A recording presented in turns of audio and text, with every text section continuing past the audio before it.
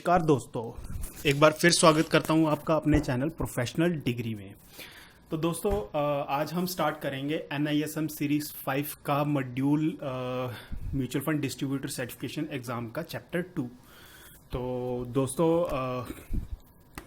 Start करने से पहले आप सबको बता देना चाहूँगा कि चैप्टर 1 में अगर किसी को कोई भी दिक्कत परेशानी हो तो आप हमें कमेंट कर सकते हैं ताकि उस वीडियो को हम आपके लिए दोबारा से लेके आ सकें।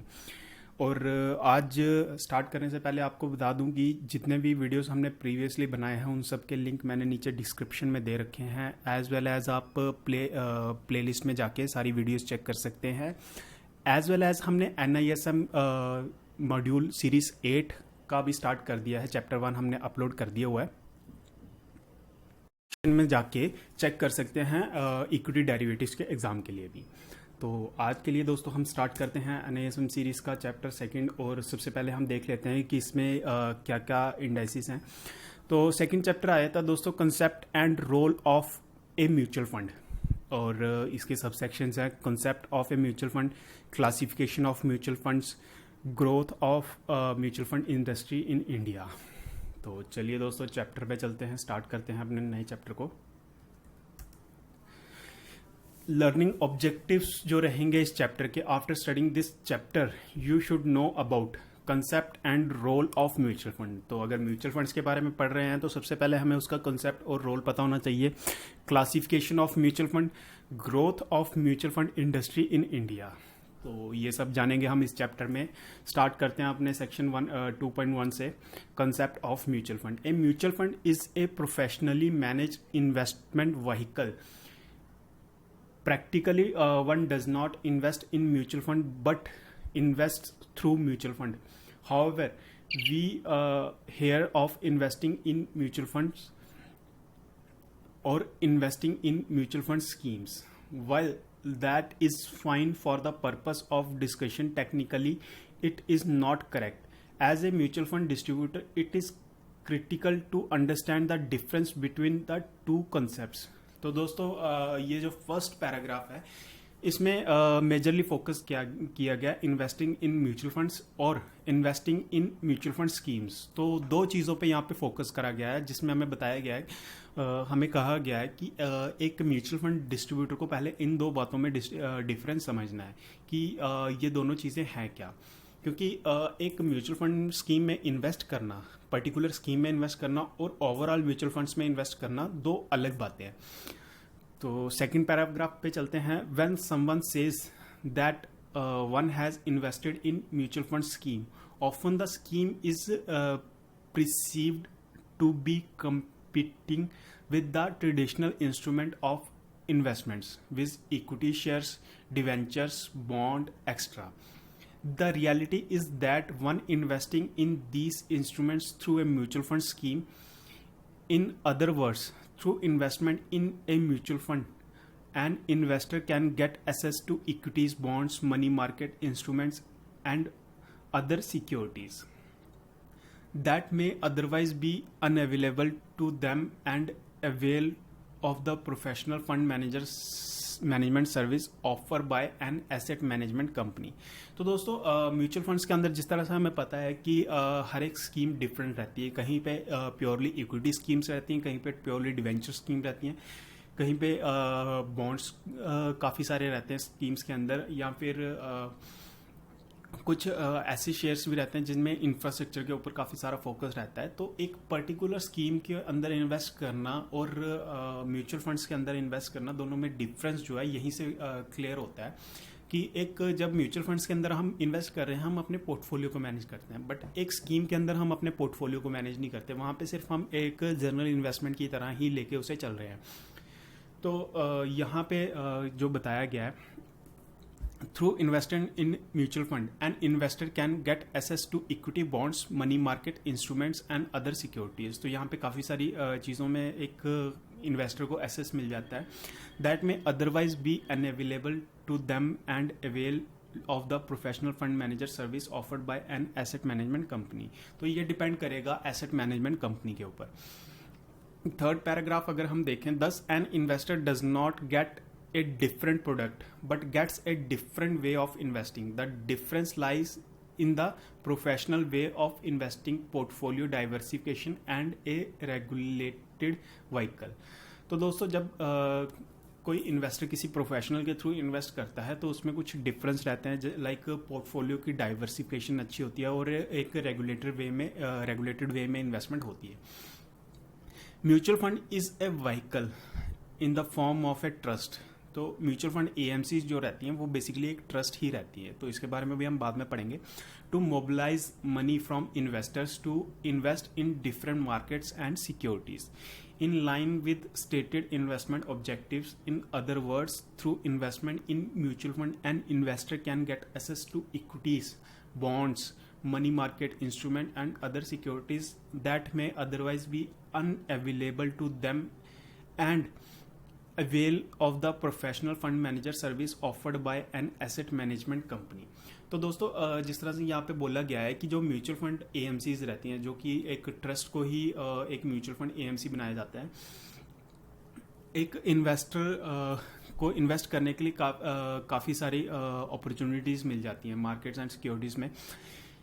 तो ओवरऑल आई थिंक कि आप लोगों को प्रीवियस पैराग्राफ से क्लियर हो ही गया होगा कि क्या म्यूचुअल फंड्स में रहता है. तो म्यूचुअल फंड्स में अलग अलग एसेट्स आपको यहाँ पे मिल जाते हैं जहाँ पे आप इन्वेस्ट कर सकते हैं, अपने पोर्टफोलियो को डाइवर्सिफाई कर सकते हैं. और ये सारी चीज़ें जो डिपेंड करती हैं ये एक एसेट मैनेजमेंट कंपनी की मैनेजमेंट पे डिपेंड करती है, उसके फंड मैनेजमेंट पे डिपेंड करती हैं कि वो किस तरीके से उस पैसे को मैनेज कर रहा है, एक रेगुलेटेड वे में कर रहा है या किस तरीके में वो उस पैसे को मैनेज कर रहा है. तो इसी के साथ दोस्तों हमारा सेक्शन 2.1 खत्म होता है और इसके सब सेक्शन स्टार्ट होते हैं 2.1.1 रोल ऑफ म्यूचुअल फंड. तो रोल ऑफ म्यूचुअल फंड के बारे में पढ़ते हैं.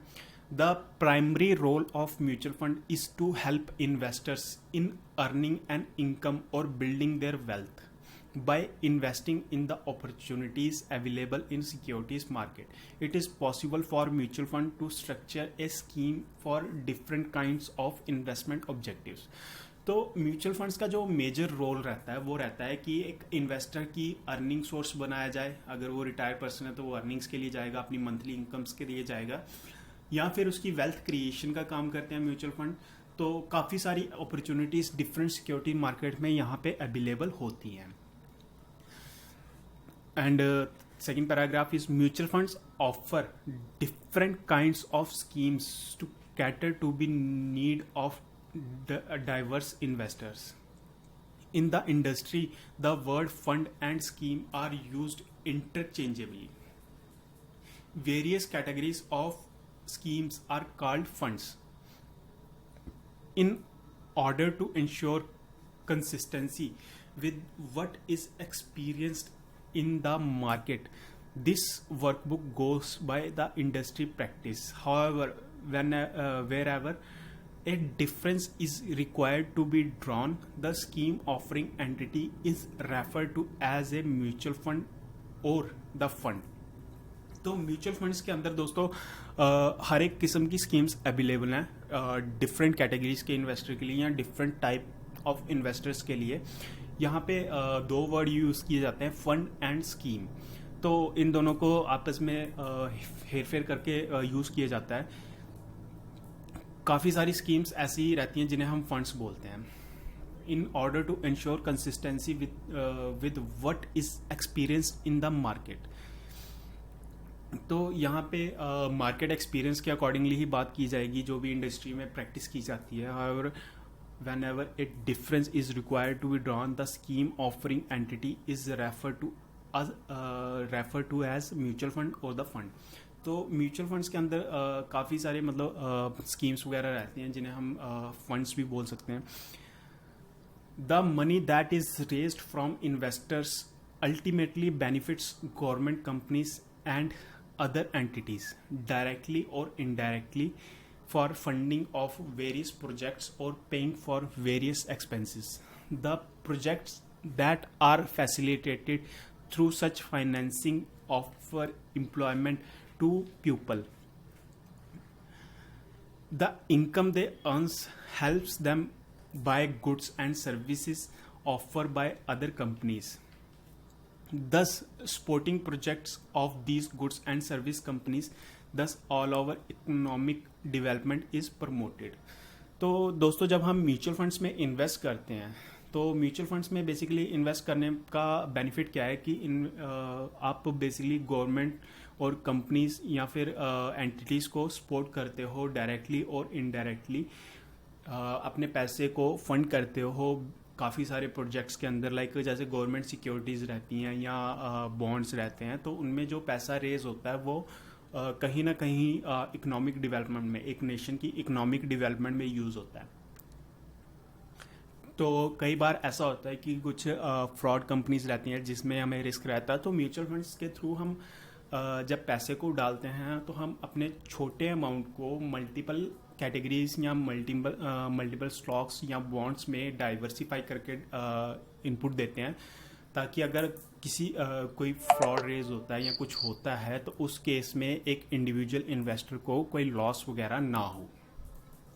तो बेसिकली यहाँ से मतलब एक पर्टिकुलर ओवरऑल इन्वेस्टमेंट के रिस्क से म्यूचुअल फंड्स हमें बचाते हैं, और काफ़ी जिस तरीके से हम म्यूचुअल फंड्स या स्टॉक्स वगैरह में इन्वेस्ट करते हैं तो वो इकोनॉमिक डेवलपमेंट में काफ़ी हेल्पफुल रहते हैं, बिकॉज कि वो जो पैसा है कंपनी को ग्रो करने में हेल्पफुल रहता है, और जब कंपनी ग्रो करती है, एम्प्लॉयमेंट रेज होती है एक नेशन की, तो इस तरीके से ये काफ़ी बड़ा सर्कुलेशन रहेगा जिसमें हमारे पैसे को भी ग्रोथ मिलती है, हमें टैक्स बेनिफिट मिलते हैं गवर्नमेंट की तरफ से, और भी काफ़ी सारी चीज़ें रहती हैं। As a large investor the mutual fund can keep a check on the operations of these investing company and their corporate governance and ethical standards. तो म्यूचुअल फंड्स AMCs जो रहती हैं एक इंडिविजुअल इन्वेस्टर के कंपेयर में काफ़ी बड़े corporates रहते हैं जो इन्वेस्ट करते हैं, या फिर हम ये कह सकते हैं कि काफ़ी बड़े शेयर होल्डर्स रहते हैं। तो ये टाइमली एक चेक कर सकते हैं कंपनी में कि उनके ऑपरेशंस कैसे हैं, एक रेगुलर वे में उन कंपनी की हेल्थ कैसी है, ये सब वो उनको इस चीज़ का एक्सेस रहता है। The mutual fund industry itself offer livelihood to a large number of employees of mutual fund distributors, registrars and various other service providers. तो म्यूचुअल फंड्स AMCs जो रहती हैं या म्यूचुअल फंड इंडस्ट्री जो है ये खुद में काफ़ी बड़ा एक सिस्टम बन चुका है जिसमें काफ़ी सारे रजिस्ट्रार्स या म्यूचुअल फंड डिस्ट्रीब्यूटर्स को मतलब एक अर्निंग सोर्स उनका बन चुका है, या एम्प्लॉयमेंट सर्विसेज ये प्रोवाइड कर रहे हैं। Higher employment income and output in the economy boosts the revenue collection of the government through taxes and other means. When these are spent prudently, it promotes further economic development and nation building. तो इस तरीके से जो employment के through, mutual fund distributor के through या registrar और various other service providers के थ्रू जो पैसे का इनपुट या आउटपुट बढ़ता है तो उसमें गवर्नमेंट को टैक्सेशन का काफ़ी अच्छा बेनिफिट मिल जाता है, गवर्नमेंट का जो टैक्स इनपुट बढ़ जाता है तो वो नेशन की ग्रोथ में काफ़ी हेल्पफुल है। तो एक म्यूचुअल फंड इंडस्ट्री भी इकोनॉमी को काफ़ी ज़्यादा सपोर्ट कर रही है। And higher employment income and output in the economy boost the revenue collection of government through taxes and other means. When these are spent prudently, it promote further economic development and nation building. तो same nation building में help रहती है इसके थ्रू। Mutual fund can also act as a market stabiliser in countering large inflows and outflows from foreign investors. Mutual fund are therefore viewed as a key participant in the capital market of an economy. तो दोस्तों mutual funds के through काफ़ी सारा पैसा input होता है through foreign investments और domestic investments. तो काफ़ी एक अच्छा रोल है म्यूचुअल फंड्स का कैपिटल मार्केट्स को बूस्ट करने में या उसकी ग्रोथ में। तो यही इसी के साथ दोस्तों हमारा सेक्शन 2.1.1 ख़त्म होता है, और आज के इस वीडियो को ज़्यादा लंबा ना करते हुए हम इस वीडियो को यहीं पे ख़त्म करते हैं, और नेक्स्ट वीडियो में हम सेक्शन 2.1.2 को पढ़ेंगे, investment objectives of mutual funds के बारे में। तो आज के लिए दोस्तों धन्यवाद। अगर आपको ये वीडियो अच्छा लगा हो तो प्लीज़ हमारे चैनल को सब्सक्राइब करिएगा और लाइक करिएगा एंड अपने दोस्तों के साथ शेयर करिएगा। थैंक यू दोस्तों।